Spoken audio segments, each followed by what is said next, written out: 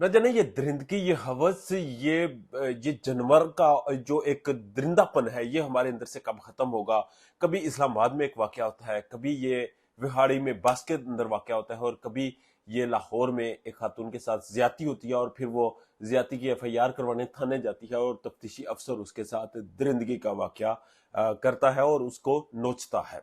ये एक इतना इंतहाई डिस्टर्बिंग खबर है जो मैं आज आपके सामने रखने लगा हूं। मैं हूं कार बगा और आप देख रहे हैं 27 न्यूज एचडी।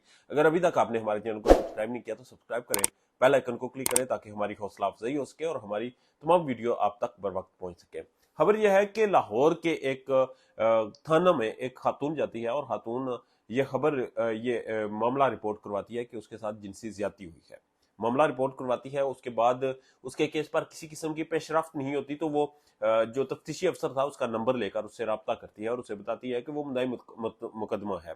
तफ्तीशी अफसर उससे कहता है कि ठीक है, आप जो मुलजम है उसके क्वाइफ मुझे दे जाए, मैं अपनी तमाम कोशिशें करूंगा और उसे जल्द अज जल्द गिरफ्तार करके आपके सामने पेश करूंगा और इंसाफ के कटहरे में उसे खड़ा करूंगा।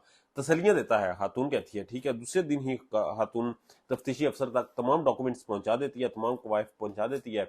उसके बाद तफ्तीशी अफसर अगले ही दिन खातून को कॉल करता है और उससे कहता है कि आप आए, मुलजम की निशानदेही करें, मैं आपको लेके जाने लगा हूं और जाकर मुलजम को पहचानेंगे, अगर वो मुलजम हुआ तो हम उसे गिरफ्तार कर लेंगे। खातून कहती है कि उसका शोहर घर नहीं और वो रात को देर से घर आएगा जिसकी वजह से वो आने से कासर है। तफ्तीशी अफसर उसे रिक्शे पे आने का कहता है। जब वो रिक्शे पे भी नहीं जाती तो कुछ देर बाद तफ्तीशी अफसर खुद उसके घर प्राइवेट गाड़ी पे पहुंच जाता है। वो उसे अपनी गाड़ी में बिठा कर लाता है और रास्ते में ले जाकर उसे कहता है वो जैव कुआ पे जा रहा है और रास्ते में जाकर वो एक जगह पे गाड़ी रोकता है और वापस जब आता है तो उसके हाथ में पानी की 2 बोतलें होती हैं।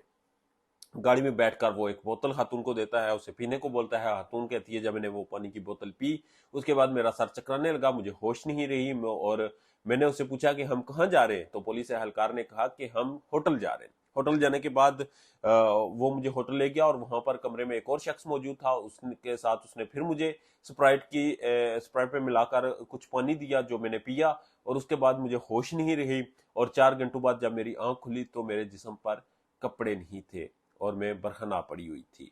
तफ्तीशी अफसर जिसके पास मैं इंसाफ लेने गई थी, जिसके पास मैं अपनी दास्तान लेकर गई थी, जिसके जो मेरी इज्जत का रखवाला था, जो मेरी जान का मुहाविज था, उसने ही मेरी इज्जत लूट ली, उसने ही मेरी जिंदगी नोच डाली।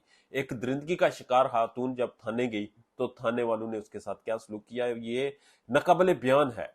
ये एक ऐसी खबर है जिससे रिपोर्ट करते हुए भी डर लगता है। अगर मैं समझता था कि वो खवातीन जिनके साथ इस तरह के नाखुशगवार वाकयात रुनुमा हो जाते हैं बदकिस्मती थे और वो फिर थाने चली जाती हैं, मैं समझता था कि वो बिल्कुल ठीक इकदाम उठाती हैं।